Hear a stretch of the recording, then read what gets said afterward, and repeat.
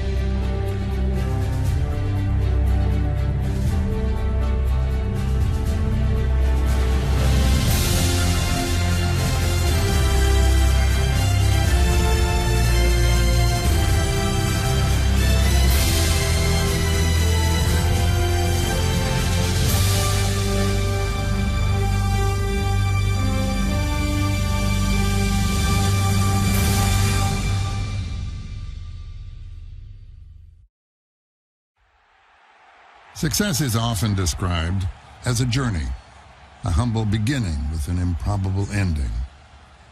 On November 12, 1990, the Washington Redskins began their journey.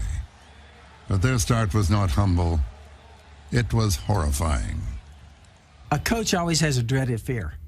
And the dreaded fear, for me, was that game. Boy, what an unfortunate night for the Redskins, who have been battered tonight. Helpless. Redskins are helpless. Joe Gibbs watched in disbelief as 9 of his players went down with injury.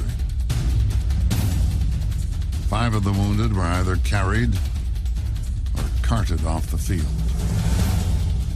They beat our eyes out in that game. I mean, literally, that's the nightmare for me in coaching. As the casualties mounted, Eagles players taunted the Redskins. Their words became this game's enduring identity: the body bag game.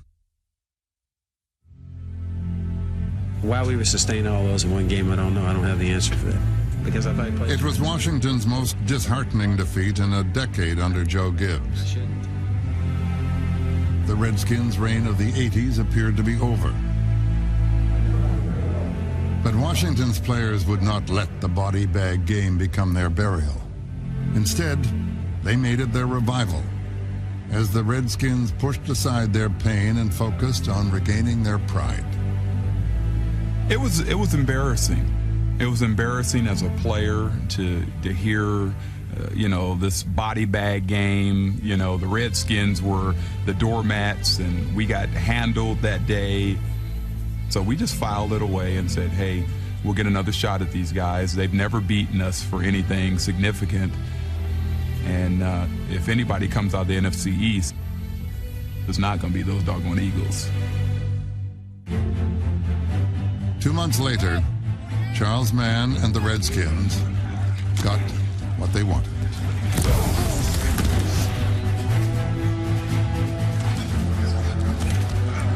Our guys had tremendous pride. We went back up there, and I think it's one of the best efforts I've ever had out of a football team. We're playing the Philadelphia Eagles. They handled us in the game prior, and now we get a shot back at them.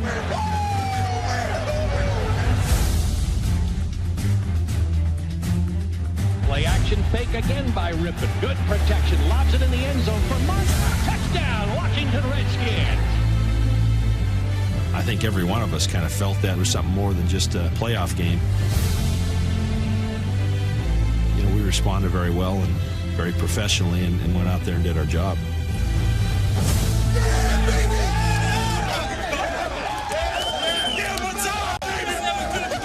Hey, let's win. Hey, let's win with style, man. Win with style. Great job. Hey, proud of all of you. Proud of all of you, man. Great job. The Redskins earned their revenge against the Eagles, and with it, a trip to San Francisco. But amid the celebration, Washington's players knew that the Eagles were not the 49ers, and Mark Rypien was no Joe Montana.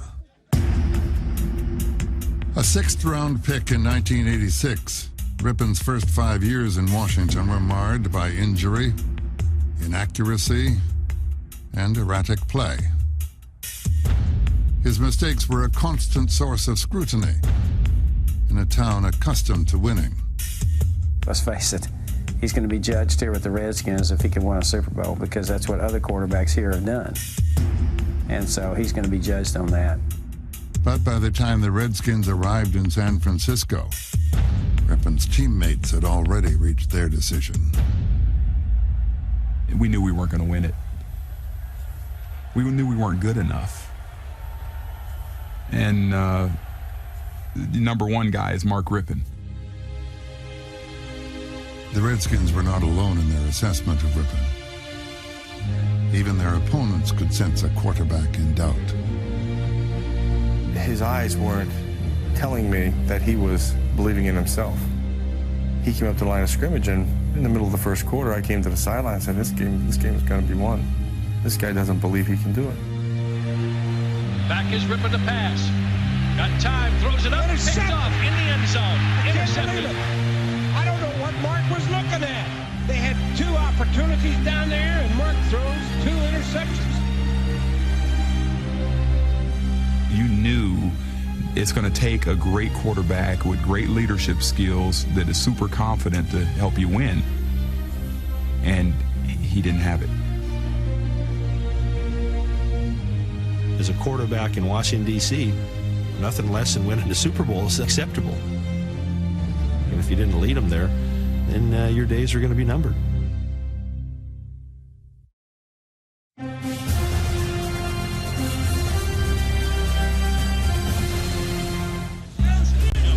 Good luck today.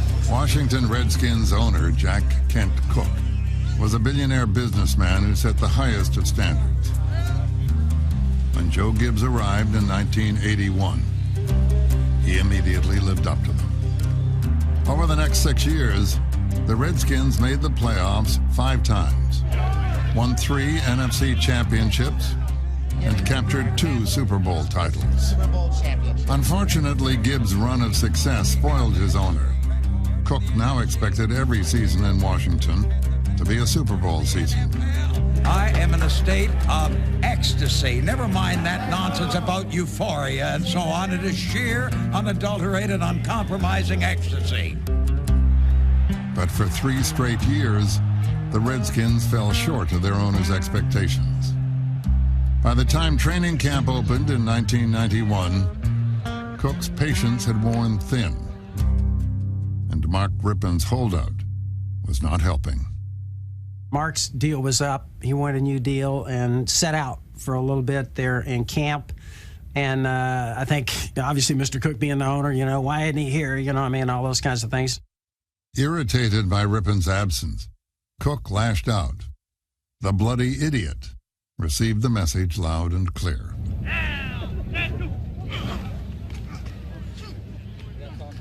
Mr. Cooke came to practice, and I went over and said hi to him, and he said, "Mark, what kind of a year are we going to have?" He said, "Well, we're going to try to take it all the way this year." "Well, God bless you then, Mark. Go out and do it." this looks like something I'd do. He gets the Mighty Blockhead Award here. In the preseason, Mark Rypien was still the same quarterback, surrounded by the same questions. After the Redskins stumbled to a 1-3 preseason record, Cook decided he had seen enough. He pointed that little finger at me like he would do, and he goes, "You have messed this thing up." He goes like that, and I kind of was taken back. I says, in what way is that? He goes, "I'll tell you one thing. You kept too many guys on this team that are old, okay?" And then he goes, "Now you take Jimmy Johnson down there. He's doing it the right way, okay?" And he stuck that finger at me again. Well, now I get the veins kind of pop in my neck. And he goes, "I just got bought out of this company, and I got $18 million, and I got to figure out what to do with it on taxes." He says, "I'm going to go try and make some money, and so you guys can throw it away." And then, of course, in his usual way, he went like this. He goes, "I'm not going to mess you up. You got to do what you think, but I'm telling you, this is what I think." You know what I mean? He gave me that with the finger. And I said, "Yes, sir, Mr. Cook, I got it." Every year I start off, and I got an owner that says we're going to the Super Bowl. All the fans say we're going to the Super Bowl. And on Sundays when I go in there, it should be the happiest day of a lot of people's lives. The fans are out there throwing Frisbees, they're eating hot dogs and stuff, and I feel like I'm going to throw up. By the start of the 1991 season, Jack Kent Cook had openly challenged both his coach and his quarterback. In Week 1, Joe Gibbs and Mark Rypien responded with a performance guaranteed to please even the most demanding owner.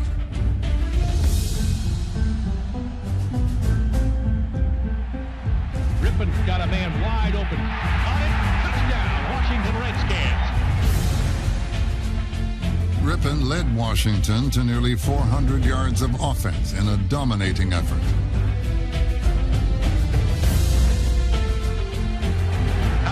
Mark Rypien's performance tonight. I think he's been outstanding.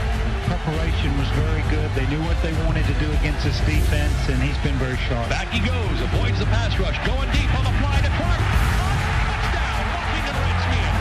Beautifully thrown ball. Speak of the devil, Mark Rypien. The 45-point win was the most one-sided victory in Redskins history, and it made Mark Rypien look like one of the best investments Jack Kent Cook had ever made.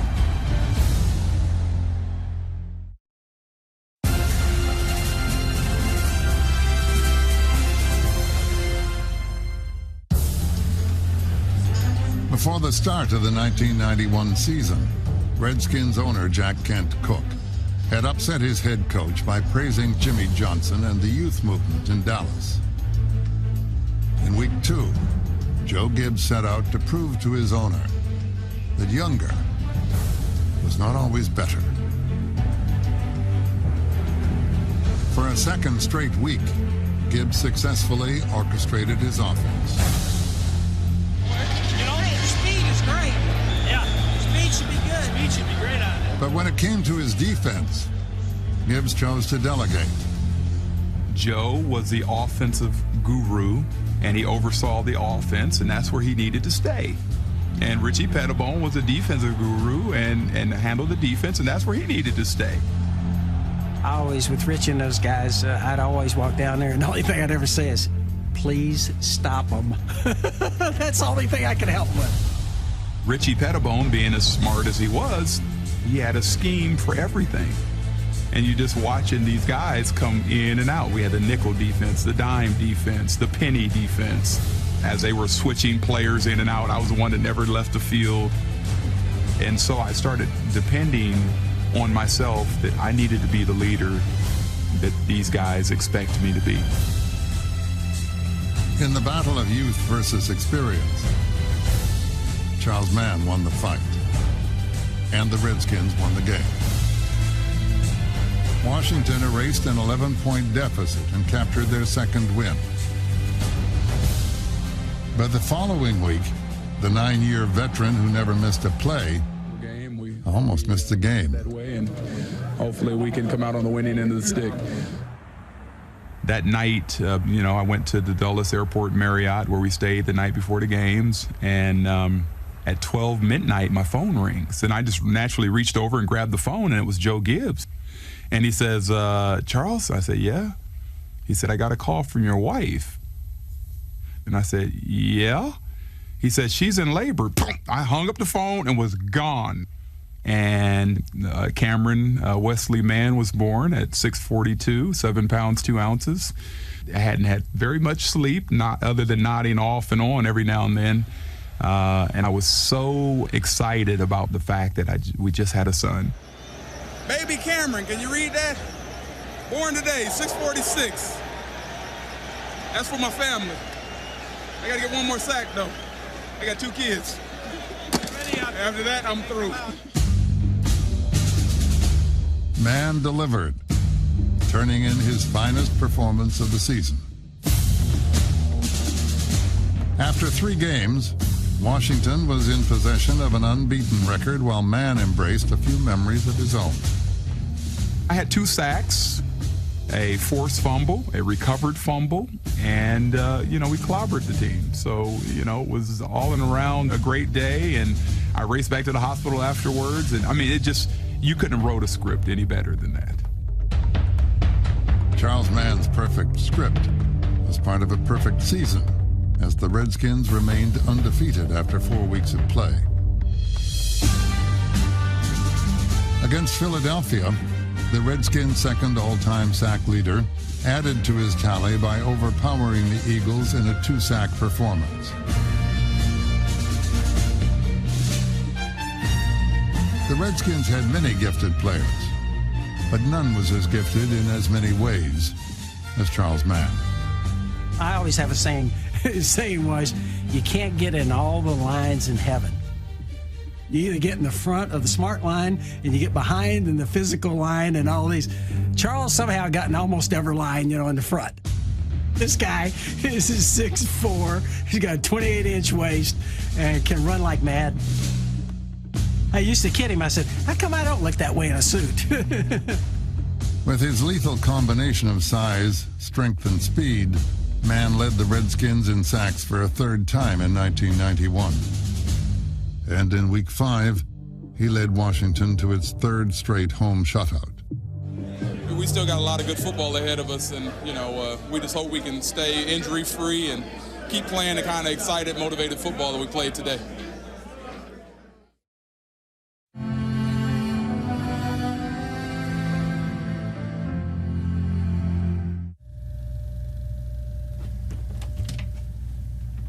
All NFL coaches work hard, but none worked harder than Joe Gibbs.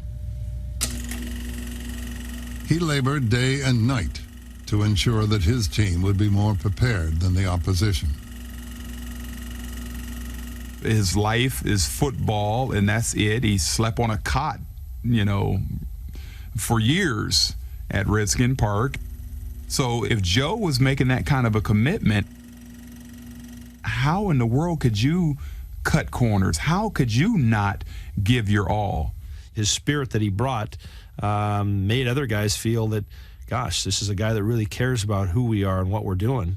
And they talked about this being their Super Bowl. Hey, expect that kind of effort. Expect a great effort from them. And every single swinging guy starts with teams. Let's hit it rolling now. Let's earn this thing today. Nothing gets away from us. Let's earn it today, okay? It's our turn right here. Let's get this thing. Our Father, who art in heaven, thou be done. You just respect somebody like that. Be done on earth. And it's great to be able to respect your employer. Let's hit it now. Let's go. If I get this thing, let's go. Get it over with. Let's earn it. Earn it today. Now let's earn it. When I think back to that team, they were highly motivated. And all you had to do is kind of, point them in the right direction. Give them a good game plan. They were ready to go. Preparation was the cornerstone of Gibbs' coaching success, but he never set out alone. 13 seconds or so. Gibbs' staff was the largest and brightest in the league. He had 5 former or future NFL coaches working alongside him. We can't say enough about our coaching staff, and every single game we went into play, we were prepared, We were prepared mentally to challenge any team we had, and you really you really have to take your hats off to all those guys and for what they meant for our football team. The meeting of great coaching minds was a nightly ritual at Redskins Park. The entire staff would descend to a room they nicknamed the Submarine to begin devising their weekly game plan. It's kind of like, we're getting ready to submerge, and we're going down, and we ain't coming back up until the game plan is done for that night.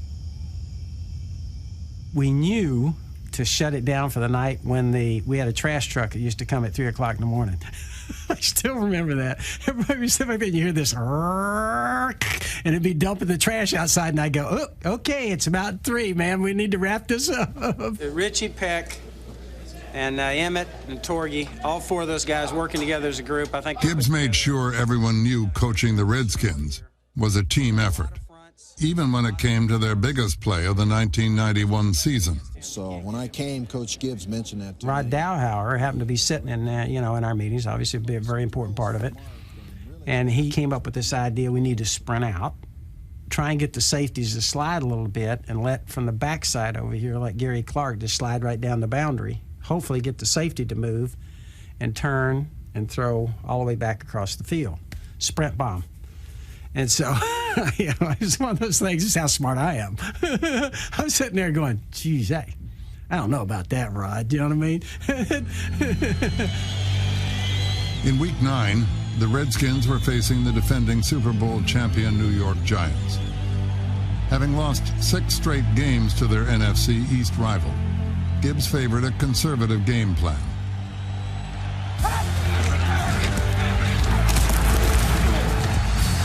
But after a horrible start by the Redskins offense, Gibbs knew his game plan had to change. He was always so good at coming in there during halftime and figuring out a way we can adjust and make adjustments to try something and see if we could, get out of our doldrums and maybe get something going.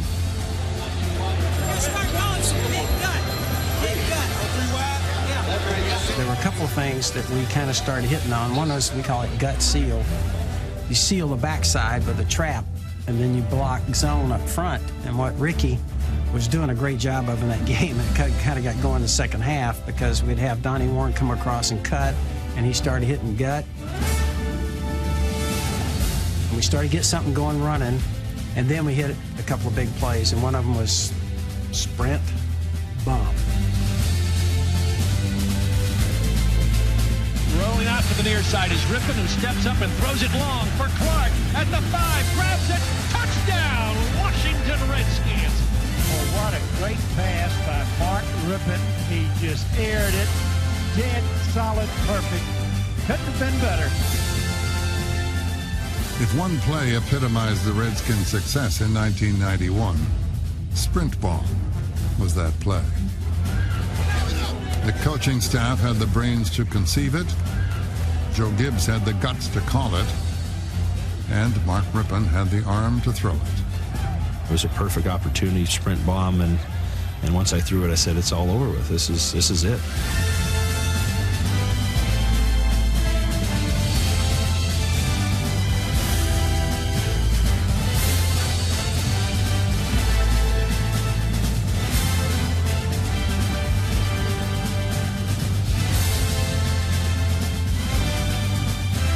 Rypien's 54-yard touchdown pass preserved Washington's perfect record. The Redskins had won 8 straight games, and Mark Rypien had won over his team. Mark, at that point, for all of us, the team and everybody else, I think we believed. And, he kind of earned his way into our heart, and I think he'd proven that he was a quarterback that could take you all the way.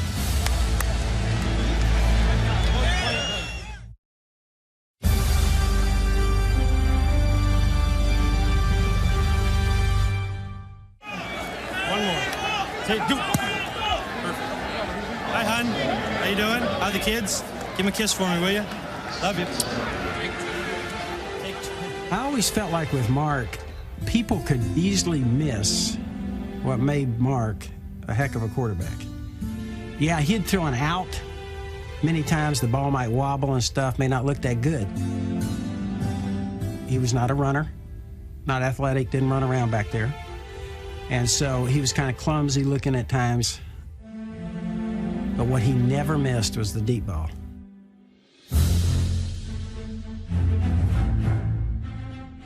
Man, I'm going to tell you, that deep thing there, he could hit it.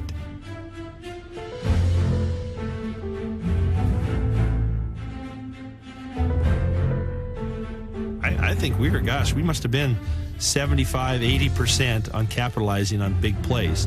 That says a lot. One, a receiver's got to have an ability to get open, get separation from a defensive back.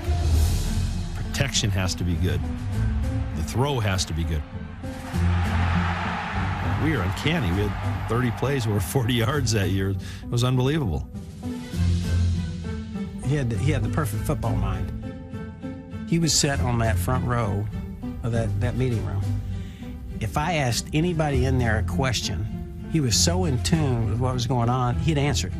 Both inside guys backed up. We can still block it, but it's still got to run it hot. I want to ask Rod something. We had all sorts of packages, and that was the uniqueness of what we were doing. We went to 3 wides, we went to 2 wides and 2 tights. We went to 2 wides, 2 running backs, and 1 tight end. We had a lot of different variations in an offense that was very multidimensional. The Redskins' diverse offense benefited from a trio of talented receivers: Art Monk, Ricky Sanders, and Gary Clark. Known as the Posse, the 3 men formed a devastating receiving corps. And he's going to throw another fly pattern. There he is. Touchdown.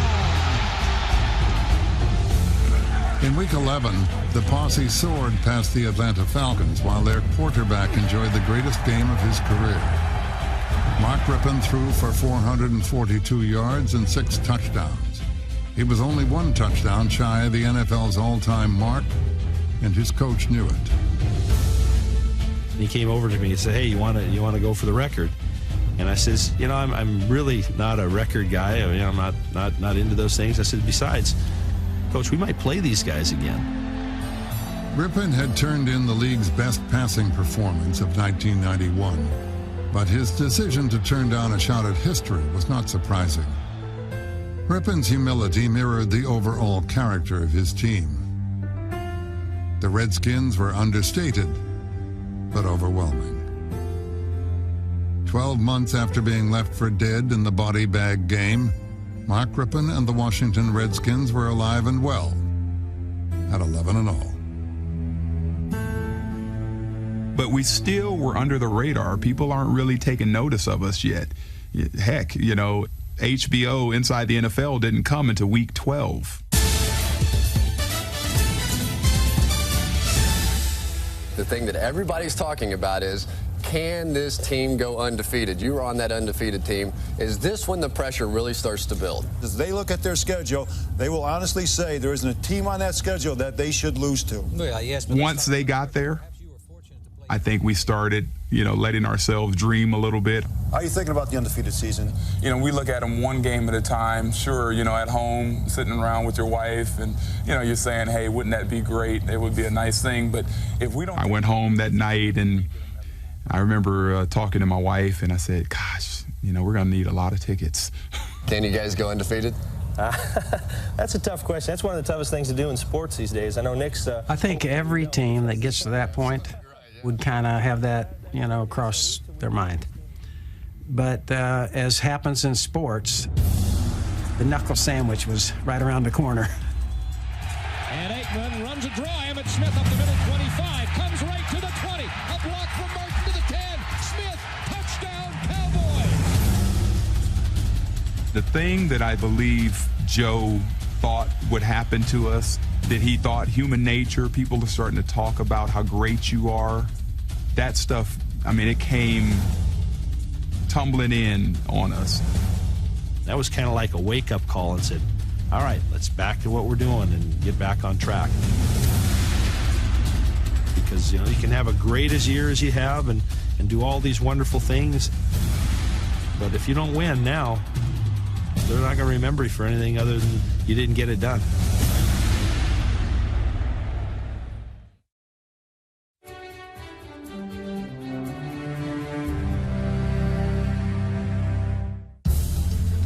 By the end of the 1991 season, Mark Rypien had found the light at the end of a very long tunnel. A quarterback who had once been considered mediocre, he had suddenly become spectacular. Rypien threw for more than 3,500 yards and led the NFC with 28 touchdowns. The Redskins won the NFC East with a 14-2 record and clinched home field advantage throughout the playoffs.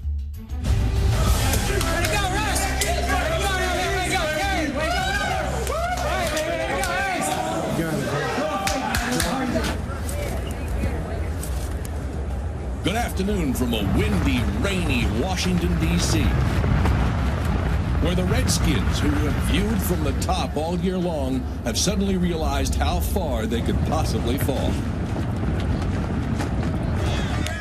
Rypien had had a career day in Atlanta's regular season visit to RFK Stadium. But the Falcons were flying high from an upset win the previous week, and their newfound celebrity had attracted an entourage. Hey, say hi to Ted Shaker in the truck. Ted, how you doing, Ted? Happy New Year. All right. They had MC Hammer on their sidelines. They were making a music video. I mean, come on. Don't disrespect us like that. Why would you even do that? I mean, y'all know, that you haven't won here. You're trying to get under our skin. It doesn't bother us one bit. But rap artists and heavyweight champions were just circus sideshows in comparison to Atlanta's ringmaster, Jerry Glanville. What do you think, Mike? What are they doing? Throwing spirals? I hate when they throw spirals. And I'm thinking to myself, it was so far out of context, like for me, I'm down there paralyzed, I'm ready to throw up. And here's Jerry there. Honest to Pete, he was kind of, he was doing a little dance and stuff. Thanks for coming, really. We thought we were going to leave your ass at the airport. I can't remember him going, are you scaredy? Are you scared? I'm not scared. Are you frightened? I'm fighting. I'm not frightened. I'm fighting. Are you afraid? Never been afraid in your life? Never. I love you. Especially since you've been there. They just totally disrespected us. And we wanted to beat them so bad.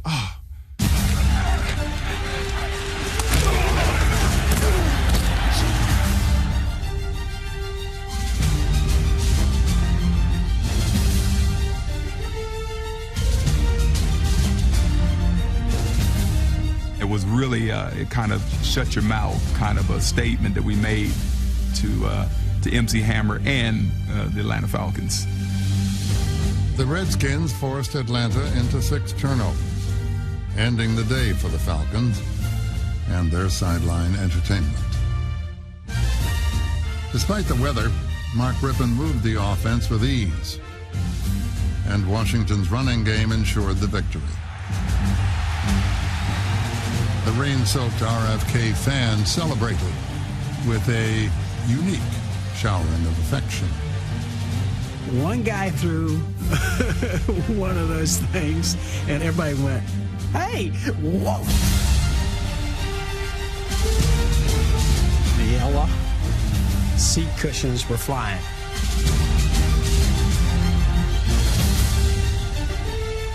I think it was a great memory for us, and it was a great day, and I think the weather kind of fit us. Everything did. It kind of all went our way.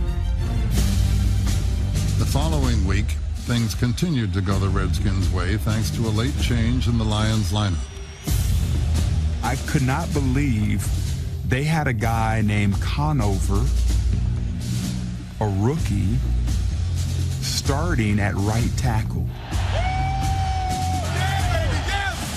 So, I'm just going nuts. Let's go get it. It's out there. The first play, I'm just going to light into him with all my might, wake this rookie up, let him know he's going to be in an all-day fight and he has no chance of winning. I remember getting into his chest before he could get out of his stance hardly, and I was able to reach up and knock the ball out of the quarterback's hand, fumble. Fred Stokes picks it up. First down for the Redskins on like the 8-yard line, and we go in to score, and the rest was history. Ware is back. Throws it to the left side. Picked off at the 33-yard line. Here comes a return by Darrell Green. He's back to the 10. Cuts to the 5. Touchdown, Washington Redskins. In the NFC Championship game, the Redskins flexed their defensive muscle while they showed off the league's most prolific offense. Washington strolled to the NFC Championship, outscoring their two playoff opponents by a combined total of 48 points. Their domination was more than impressive. It was historic. The 1991 Redskins posted the largest average margin of victory among all Super Bowl champions. With the win, Mark Rypien rewarded his coach's faith by finally becoming a championship quarterback, while Joe Gibbs rewarded his owner's loyalty by delivering Washington's fourth Super Bowl berth in 10 years. Hey! Mr. Cook, how you doing? Darling. Hey, come on.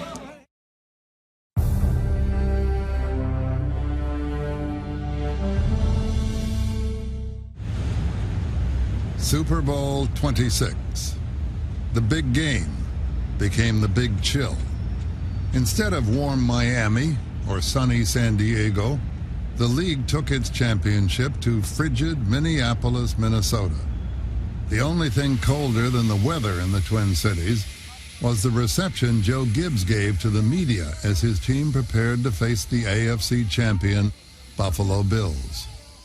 Our week up here, we're going to try and keep as much as we can a regular work week and try and enjoy everything as we go. And like I said, we're excited about being here. Joe had an uncanny knack of brainwashing people. He said the same stuff over and over and over again. Outside, he's a good receiver. And you're talking about a great quarterback. So on offense, what you got is a problem. They got some tough suckers on that team. You know, they're great. You're talking about the most valuable player in the league at running back. Yada, yada, yada, yada, yada. And then the camera would be in front of us, and we would say there's some tough suckers. Those guys are great players, big, strong, and fast. They got a great team. They have some great speed. Like, wait a minute, that's not my words. That's Joe's words. Their athletes and their team defensively are as good as there is in the league. So. What about the Redskins? Was it a lot of fun to interview the Redskins this week? Oh, sure. Yeah. I mean, this is like a convention of morticians. I mean, this is not a fun group. But I'll tell you, but compared to Joe Gibbs, a lot of them do go through life with a lampshade. No, but one guy said that we are a perfect reflection of our coach. We're dull. I don't picture myself that way, but then again, I guess you always look at yourself a little better than what other people do. And so I think people look at that and they say, well, this guy, man, he has no sense of humor. Look at him. He's milquetoast, you know what I mean? I think the difference between teams is a very small difference. Because of under Joe Gibbs' system, there's no real superstar, but it's a super team. You know, we weren't sexy enough for the media. We couldn't sit back. That fact was made abundantly clear when USA Today ran an article criticizing, of all things, Mark Rypien's hairstyle. Oh yeah, my haircut. He's kind of blasé, you know. I'm not there for those people. The people writing it didn't like us for some reason. It was just kind of like, well, gosh, these guys aren't flamboyant. Geez, something's wrong with these guys. Thurman Thomas was getting all the press, and Bruce Smith, and and Cornelius Bennett, and they're the guys, and so they were so preoccupied with stuff that Thurman Thomas obviously didn't have his helmet when the start of the game happened. Kenneth Davis is in at running back, not Thurman Thomas. Let's see. Kelly goes back, wanted to hand the ball off, was left with nowhere to go, gets pounded at the 45, 46-yard line. Kenneth Davis was supposed to run the ball, which makes us ask, what's wrong with Thurman Thomas? I mean, this is the biggest game of your career, and you don't have your helmet when the game starts? Thomas eventually tracked down his helmet. He would need it. The Redskins smothered the Bills' running attack, holding the NFL's most valuable player to 13 yards on 10 carries. Once their ground threat was taken away, the Bills' offense collapsed. Jim Kelly was sacked 5 times. and the Buffalo players began losing their helmets for a whole new reason. The Redskins' defense had silenced the Bills' explosive attack, but Gibbs and his staff were far from finished. They had all the defense come together and said, we got to play. Kurt Gavay, I want you to sit on the H-back, and this guy, you do this, and Wilbur, you do that, and Jim Kelly's going to throw the ball right here. Now, Kurt, you should make the play.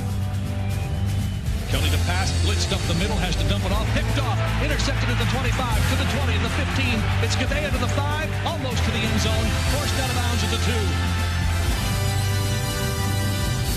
Seconds into the third quarter, Jim Kelly and the Bills were ambushed by the brains of the Redskins coaches and the brawn of their players.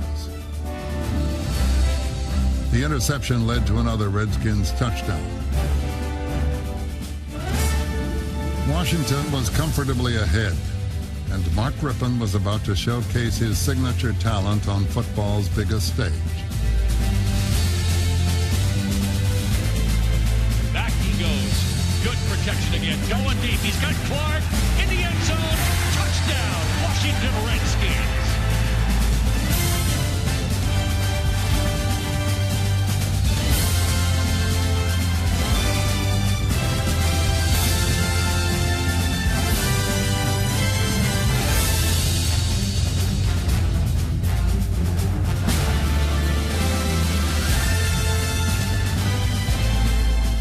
Bad hair and bizarre celebration, Mark Rypien proved that style points were of no value in the Super Bowl. I mean, I watch that in slow motion. I go, oh my goodness, what is he doing? But it's just the emotions caught me at that time. You know, this is a Super Bowl and we are handing it to him. And I came over to the sidelines and one of the guys from Disney came over and tapped me on the shoulder and said, by the way, you're the MVP. And that's kind of when I started practicing my lines, you know. I'm going to Disney World. I'm going to Disneyland.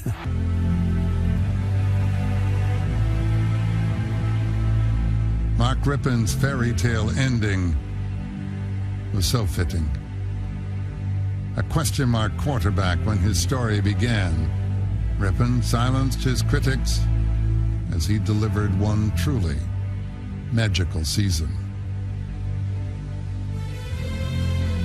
This ring right here doesn't mean, gosh, I was great. I had to play great, sure. These are memories. These are guys that, you know, they were a huge part of what we did. Stood behind their group and just raised to an unbelievable level. A level that I think is the greatest team that ever played in a Super Bowl. Rypien's tribute to his teammates was returned by the same man who 1 year earlier had been his harshest critic. It reminds me of the success that I had in my career. It also reminds me of the quarterback. So I put on the ring and I think of Mark Rypien.